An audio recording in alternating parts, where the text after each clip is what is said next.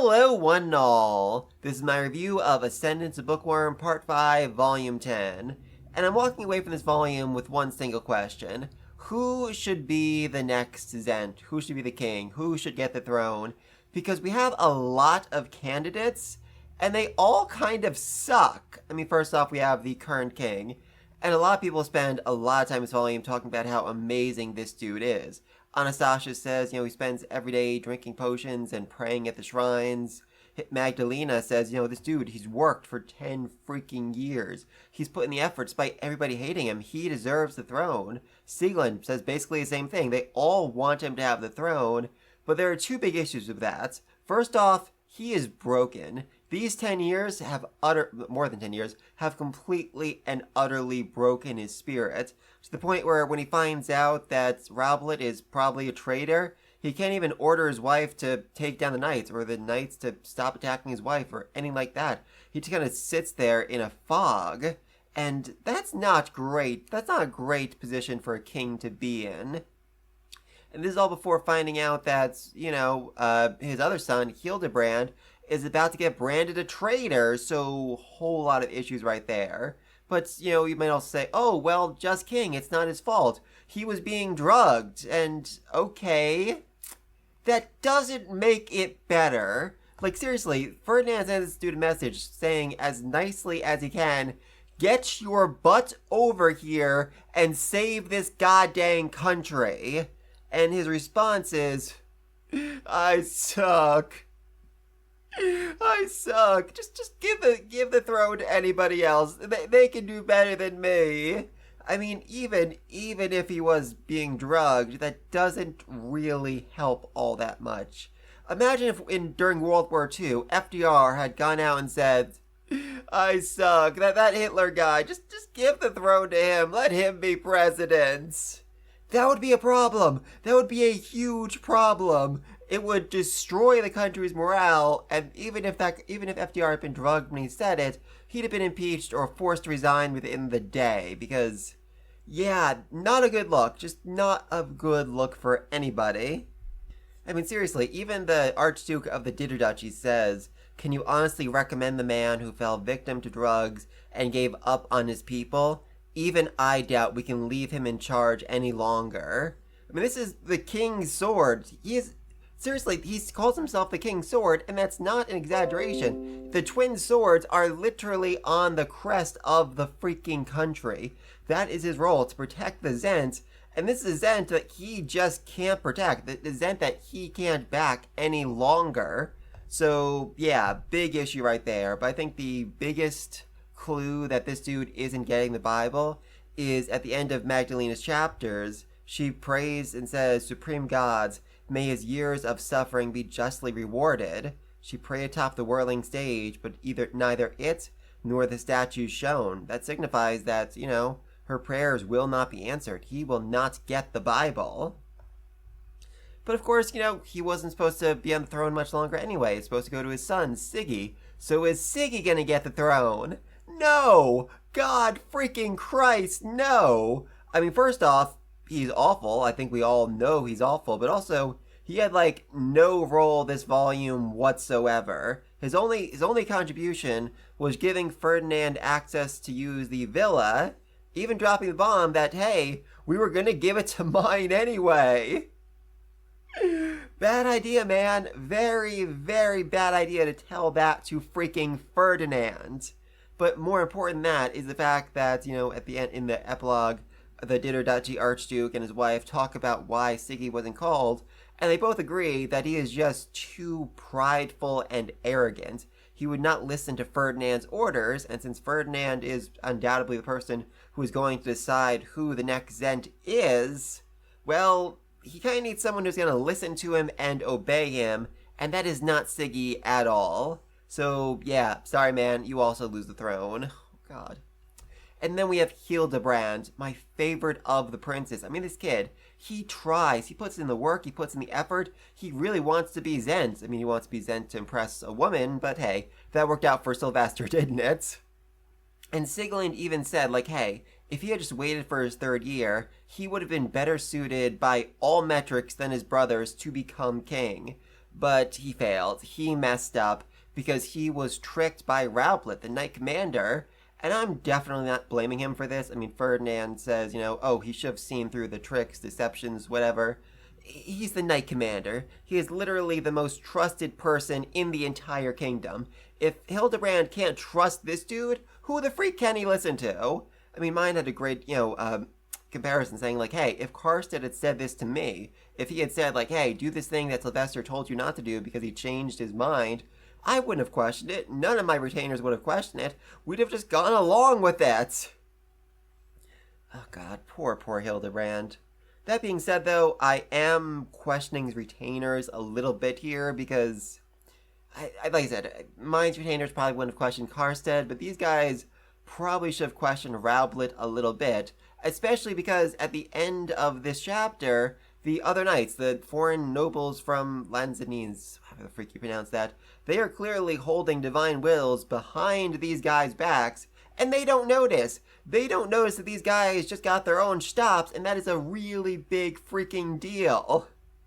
Of course, if they had noticed, it probably would have just meant that Raublet would have killed them and Hildebrand, but, still, these guys could have been way, way more observant. But, right now, there's a huge issue over the fact that Hildebrand has not only gotten to stop early, which means that he no longer will ever be able to obtain the power of a royal. He will always be inferior to his siblings, but also, he's now a traitor. Huzzah! I mean, seriously, if Wilfrid was almost disinherited as a result of visiting someone in prison, what do you think the penalty is for someone who, armed the enemy invaders? Probably not good. Probably not good. Also do you find interesting that Ferdinand ended up ordering Hildebrand to return the keys to the library. That felt like such a minor detail. I know his own chapter said, like, oh, I did it so that Magdalena wouldn't get my way, but I do also wonder if he did this to give the kid a chance, because he knows that Myne does care about him, doesn't want him to be executed. If he gave this order so that Hildebrand would have had something to do, some way of saying, like, oh, I also contributed in this war in some small, minor way. I don't know, maybe. Though I do also find it interesting that later on they explain that because of the mana shortage, Hildebrand and Anastasia had been moved to villas immediately after the baptism instead of to the North Building, where they could have continued having meals and tea with their parents. As a result, they lost out on the guidance that children their age would normally receive. So that does actually explain a lot about both these two. And somehow Siggy is the one who got the proper education? How?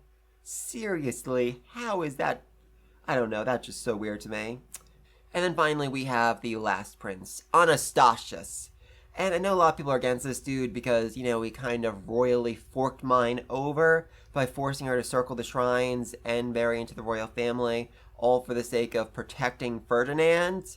But honestly, I cannot blame this dude too much. I mean, he just found out his wife was pregnant, and his wife, Eglantine, she is broken. She is so utterly, utterly broken. Waking up at the start of his chapter with a full-blown PTSD attack, thinking she's back in her home, back in the villa that was torn to shreds, destroyed by the enemy invaders, her family killed, her nurse killed, blood and gore all around her. That broke her. That genuinely broke her, and so I understand why Anastasius would take the steps he did to protect her, to keep her from going through something like that again. Now, that being said, I think my bigger issue with this dude is the fact that he just kind of sucks at being a noble. Like, seriously, his information gathering skills are god-awful. He knew that Myne was apparently aged up by both Siggy and Hildebrand, but asked no further questions as he was fully shocked when he finally saw her. He had no idea that Myne had the magic Bible, even though doesn't the royal family already know about that? I mean, Myne says that they should have figured that out by now, so I don't know. At some point, something she did should have, raised a big red flag for them. And then later on, he tries to attack the Sovereign Knights, and his attacks are completely blocked because of their silver clothing. And he gets told, oh yeah, you need to use like actual metal weapons. And he gets mad that Myne didn't tell him, but didn't Myne send that to the royal family? Didn't she let them know how to counteract all the silver stuff? Because I'm fairly certain Sylvester sent a message saying exactly that, but yeah, so a lot of problems with Anastasius. Also, he can't handle torture, which feels like the kind of thing you need to be able to do as a Zend. Like, you need to be able to be in the room while someone is being tortured. That's just, being a king 101. That being said, I don't want to be completely negative to Anastasius. I know I started positive, now negative. Let's go back to positive for a second. He was the one who actually showed up to help. He was the only royal who showed up to help. And despite the fact his wife was so overwhelmingly freaked out, he still went to war, still went to battle for the sake of keeping her safe. That's important quality in a king. And, oh god, I absolutely love the scene where he realized, hey, the Royal Auditorium, it shouldn't look this way. My god, we've been betrayed. No. Raublet tricked Hildebrand into doing that. Oh, okay. He tricked Hildebrand. He tricked my brother? You die, Raublet! Oh, that anger, the absolute anger over Hildebrand being tricked. I love that. I truly, truly love that. But yeah, despite all of that, oh god, his chapter actually ends with him saying, an impossible gap separated the chosen from the excluded, and my status as a royal seemed to slip through my fingers. Really implying that he's not getting the throne either, so who's left? Well, we have Myne and Ferdinand, who actually have the goddamn magic Bible that makes them king, except neither of them want it. I mean, Myne kinda wants it, but Ferdinand is so terrified at this prospect of her becoming the Zend that he even said that he would do everything in his power to stop her and sabotage her because, yeah, that'd be bad. That'd be very, very bad.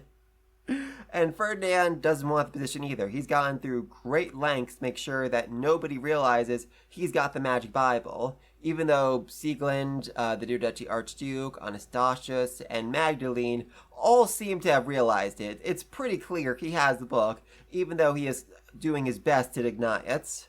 So yeah, not a lot of great candidates, and honestly, Gervasio is looking better than I expected. I mean, if we take everything this man said at face value, then he really is kind of like the good guy of this series. He had nothing to do with the slaughter at Arnsbeck.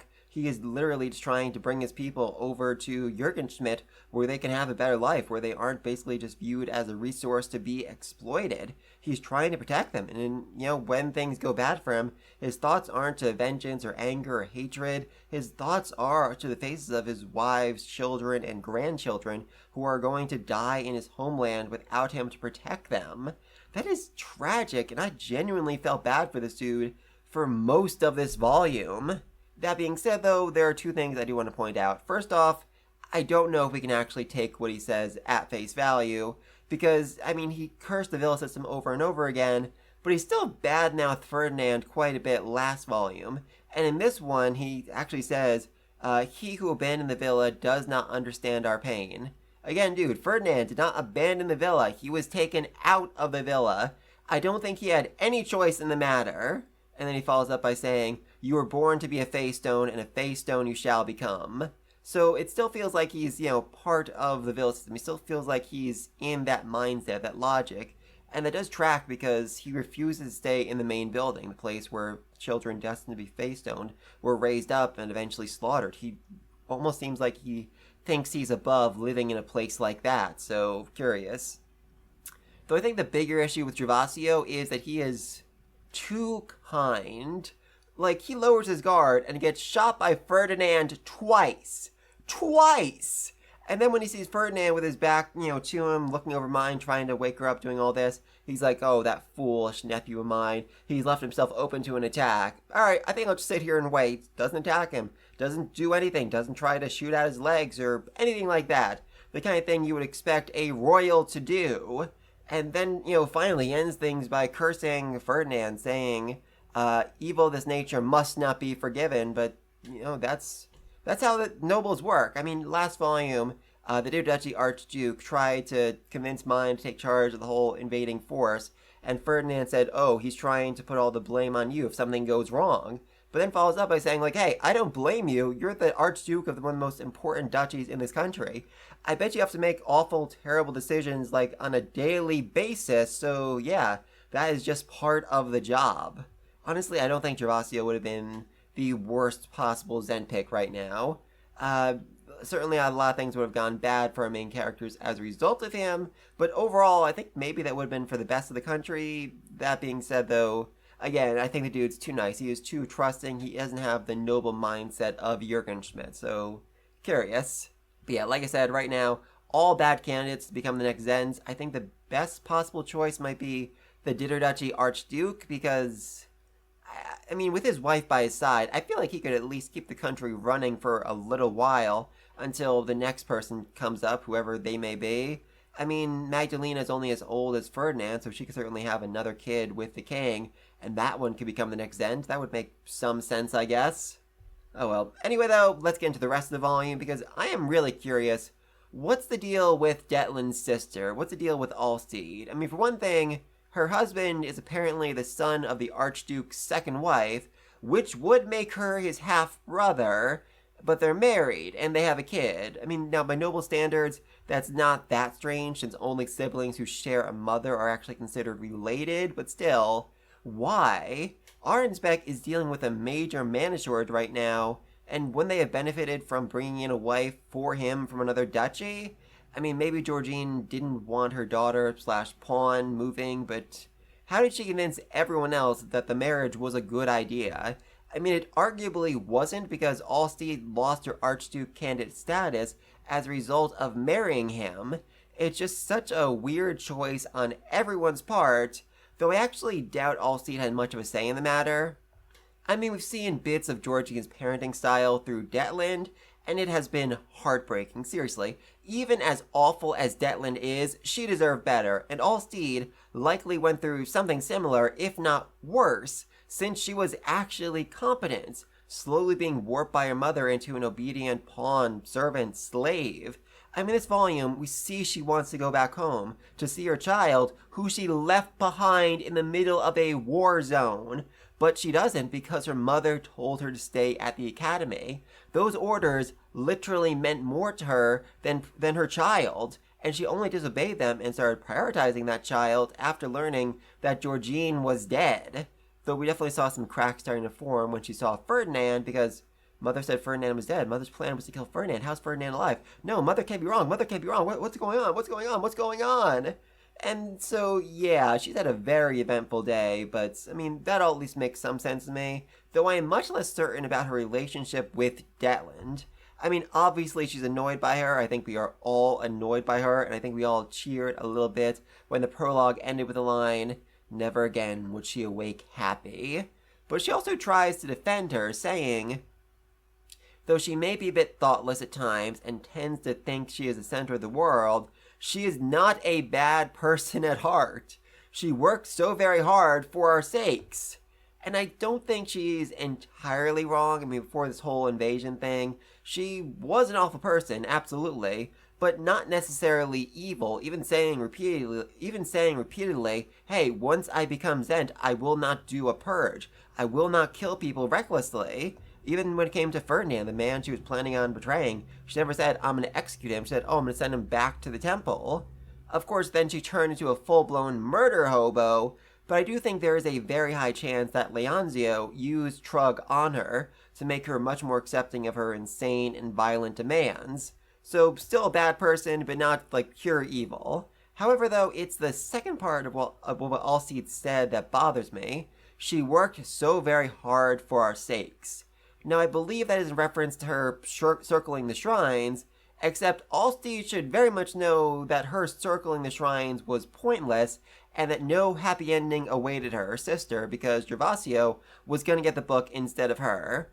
So, despite trying to defend her sister, she's also trying to actively work against her, though given how subservient she is to her mother, she might really not have thought about what kind of future awaited Detland, because if she had, she probably would have found it amazing that her sister hadn't already been executed. I mean, seriously, why exactly did Gervasio and Raublet keep her alive this long? What purpose does she actually serve in any of this? But anyway, though, as for Detland, she actually surprised me a few times this volume, both positively and negatively. On the positive side, she realized that there were no windows on the side of the main building facing the side building. That's a pretty impressive observation, especially for her. She figures out, like, hey, maybe the people in the main building weren't supposed to know about the side building, and then she ends up spending some time teaching the foreign nobles how to do magic, offering up some actually useful advice and seeming to enjoy the experience.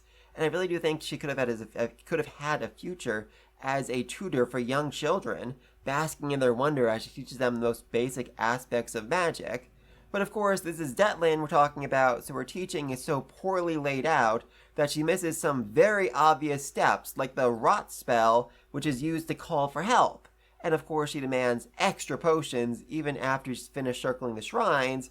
And she's also just like so deeply, deeply insulted when her sister suggests that she might have been caught, as she is not a criminal, she is the next event.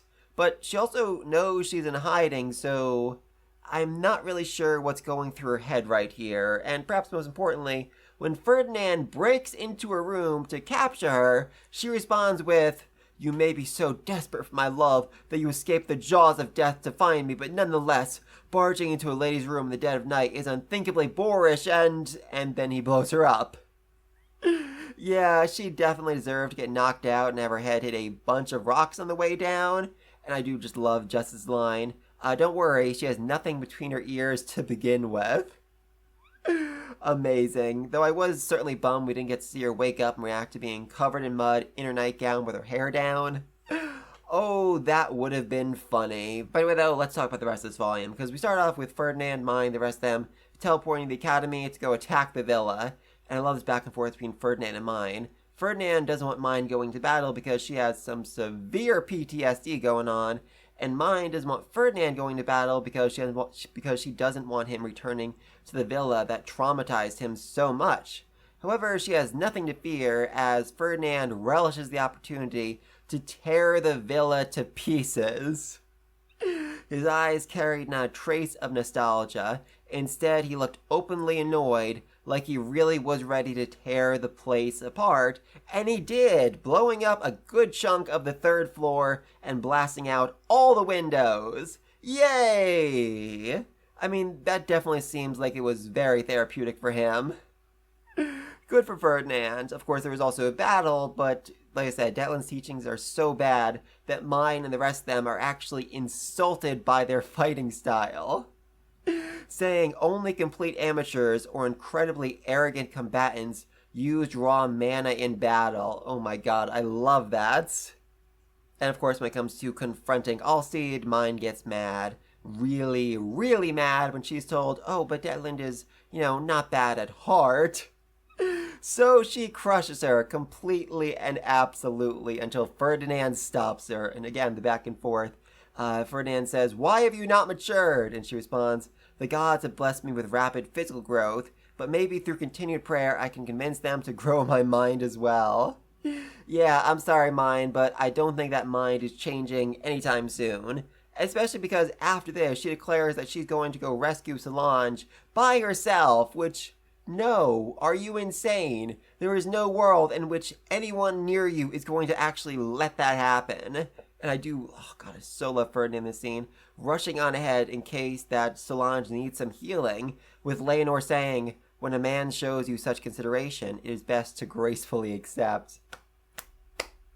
My man Ferdinand, he really was, he really wanted to make sure that Myne didn't say anything that would further traumatize her. Because, Myne is so gentile and fragile, and then she's just blowing up the magic circle above the academy so they can break in and kill Gervasio that way. Which even Ferdinand is shocked by, though that's not the end of it, as Myne then steals magic mana from the gods, which even Ferdinand considers to be blasphemous and utterly and completely insane. And that's really saying something, because Ferdinand is not really one to show that much respect, telling the Ditterduchy Archduke to grab one of the royals and just send them over to him. Yeah, seriously, Ferdinand basically spends his entire volume just bashing the royal family again and again and again, saying even beyond serving as keys to the farthest hall, what value do they have now? And later on, when Anastasia says, "Hey, I'm a royal, respect me," Ferdinand literally laughs, saying, "What is there to respect among the royals?" God dang, this man is brutal. And then when the Zen sends back a message saying, "I suck, make someone else Zen," Ferdinand basically declares, like, hey, the Zent's no longer in charge. I'm in charge of this country, so let's freaking go! And it works. He convinces a bunch of Ditterduchy knights, the literal swords of the Zend, to abandon the Zend and follow him. God dang, I'm really starting to question how loyal these guys are. And part of the reason why Ferdinand is so annoyed during all of this is the Zend is simply hiding away, whereas Myne, an underage girl who despises bloodshed and is suffering from severe PTSD, has already joined the battle and is genuinely putting herself in danger. Seriously, she gets in the middle of the battle for the auditorium and is trying to heal and defend everyone while being attacked constantly by silver weapons that can pass through her shield, meaning she is in real danger for one of the first times in this series. And then it just gets worse as Myne senses something overwhelming, some kind of overwhelming pressure that no one else does. Good old Gervasio, which I think also means that Myne just developed mana sensing, which is very interesting, especially because Gervasio is the only one she can sense, not Ferdinand, not Anastasius, so yeah. That means that I guess right now Gervasio is literally the only man in the country that Myne could actually have a child with. Obviously she won't, I'm just saying. Also, it's interesting later on because Gervasio says, oh, Myne has such a tiny amount of mana, but if he can sense her mana quality, that means that he is at least within range of her. I think the author said at one point, you can sense it if you're within 30% of someone else's mana level, so yeah, interesting. I'm not really sure what to make of that right there. Anyway, though, then he shows off his big Bible saying, look, I have been chosen by the gods. And then Myne shows her own Bible saying, like, hey, I've also been chosen by the gods. Which definitely takes the wind out of his sails and royally ticks off Rowblet, who decides that she's too much trouble and they should just kill her, despite promising the High Bishop that they were going to send her over to the temple. Oh god, that would have been hilarious. Imagine an alternate universe where Myne had died and Myne was like, yes, I will finally have Myne. And Rowblet's like, yeah, I had to kill her, sorry. It's not like Emmanuel could really complain all that much, considering he has no authority whatsoever when compared to actual nobles. Anyway, though, the battle of Ferdinand versus Gervasio commences, and I love this illustration of Ferdinand, full knight armor with a gun in his hand. It is just so bizarre and insane, and I love it! But then when Gervasio tries to throw some poison at Ferdinand, Myne freaks out and says Lanzanesa, dangerous stuff, can all get washed away, while imagining a washing machine, resulting in the entire auditorium turning into a washing machine that sweeps up friends and foes alike. Huzzah! Though on the bright side, I mean, despite the fact this almost kills a lot of people, it did seem to wash the Trug out of the Knights, meaning they aren't going to be loyal to Rowblet anymore and are going to be way more cooperative. Awesome, that's great. Though I have to wonder, who in the Knights are actually loyal to Rowblet and who are actually being brainwashed by him? Because later on, when Magdalena decides, okay, you three aren't being brainwashed, you can keep protecting the Zend, she doesn't really know they aren't traitors, she just knows they aren't being brainwashed. I mean, it's certainly possible that's Rowblet. I mean, he's the Knight Commander. There's a very good chance he has convinced other people to join his cause and to work alongside him, and yet Magdalena never really considers that possibility, which is weird. Very, very weird. But anyway, though, then all of these Zend candidates get summoned by the Tree God, and he is not particularly happy with any of them because they've all failed to fill the foundation, and they're just getting in one another's way.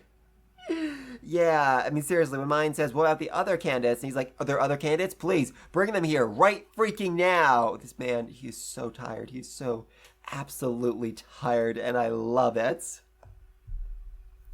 Also, just gotta feel bad for the Tree God and Gervasio, because while they're in this holy space, while this conversation is happening, Myne keeps trying to read Ferdinand's book. They're having like this comedy routine back and forth, while they are, like I said, in literally the holiest place in the entire country.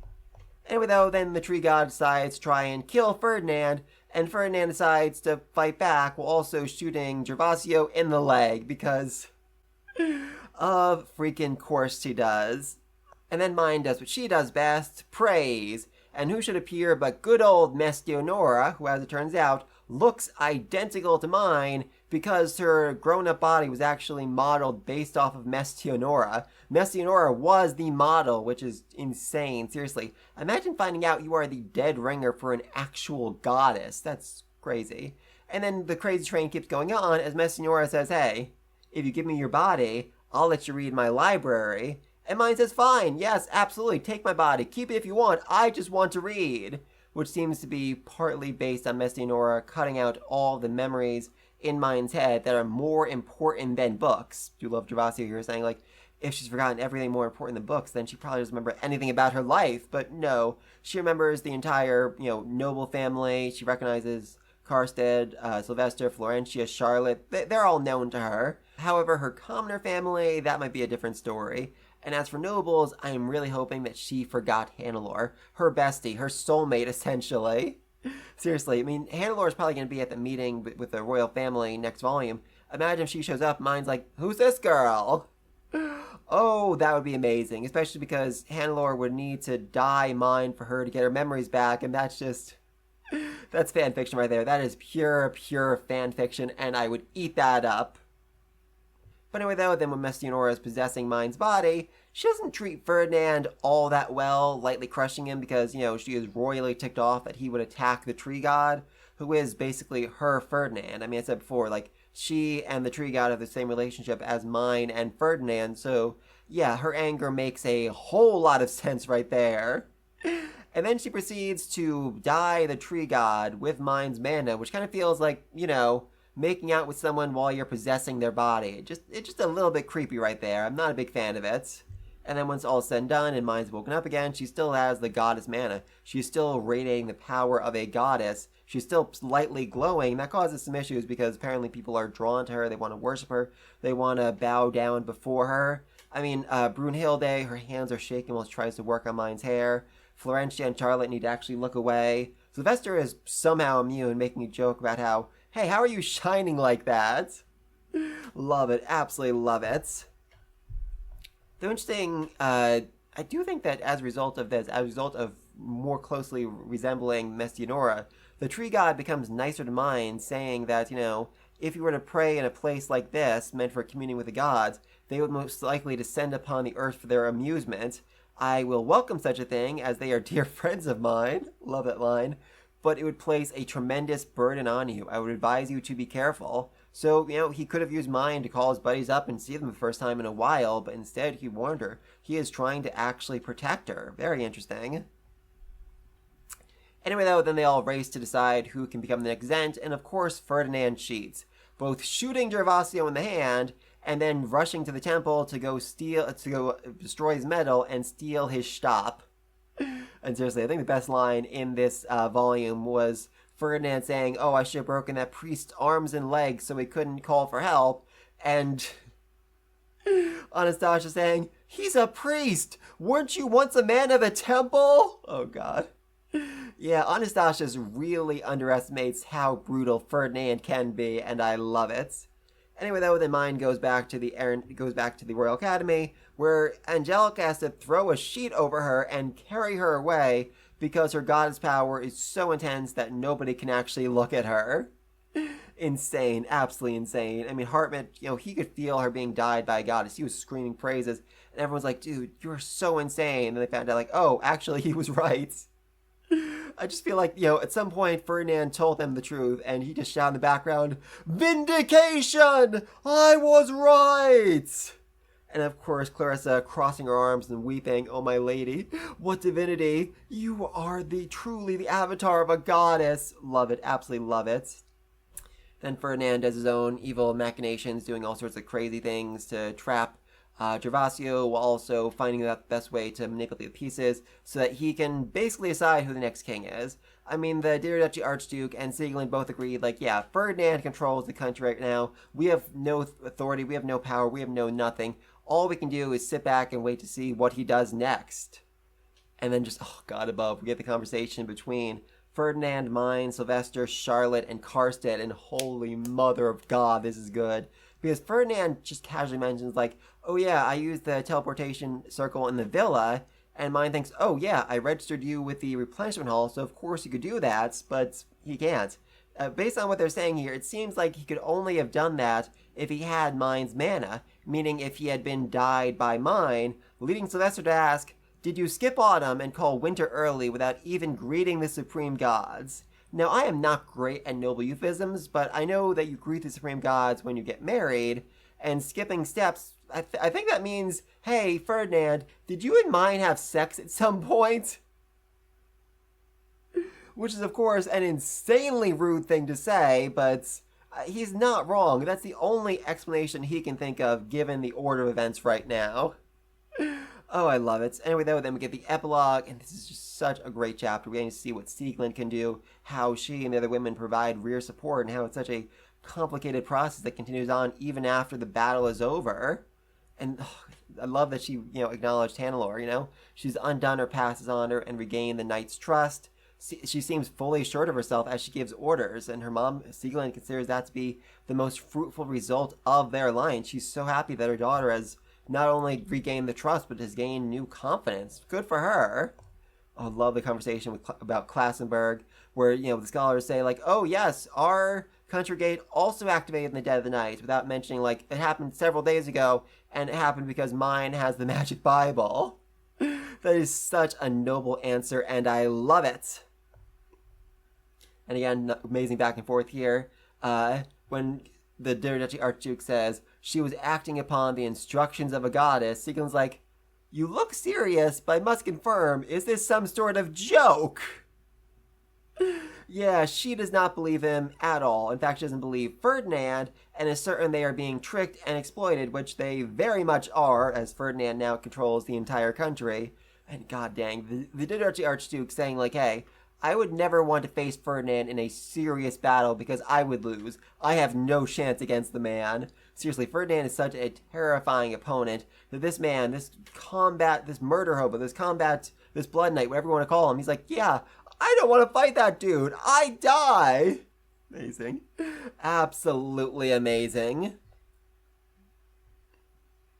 And then we end with him noticing how hard she's working. It's just such a sweet and gentle moment between the two of them, who truly do seem to actually love each other. Good for them.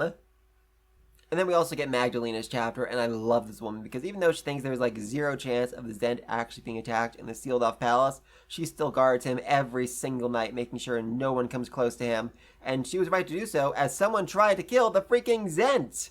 And then she captured him and thought, oh, well, he must be just disguised as a knight. There's no way our knights are actually betraying us. Turns out her knights were actually betraying her, and she realized quicker than anyone else, my god, it's Raublet. It's the Knight Commander. He's the traitor. Those are some insane instincts right there. Good for you. And she is so mad, she goes off to the academy. She goes off to declare war against him. Amazing. Absolutely amazing. Though I do also have to question something, because, each of the wives had a job given their position. As the third wife, her job was to contact the various villas, while the second wife was ordered to direct the knights. I feel like those positions should have been swapped. Magdalena, she is a knight. She is a fighter, whereas the second wife is absolutely terrified of knights and brutish men in general after they raided her villa and killed her daughter, and she never once held a weapon outside of her classes. So, yeah, not a great choice to be directing the knights, I gotta say. And then we end with Ferdinand going back to the academy, ordering everyone around, even the freaking goddamn prince, who objects until he finds out, oh, Travasio is stronger than you? Okay, let's go. And he is just so annoyed this entire chapter, as Ferdinand is in control. Ferdinand is the one dictating everything and explaining very little to him. Oh god, poor Anastasius. But yeah, now everything went exactly as Ferdinand wants, and in a few days he will have a meeting to decide who the next Zend is going to be.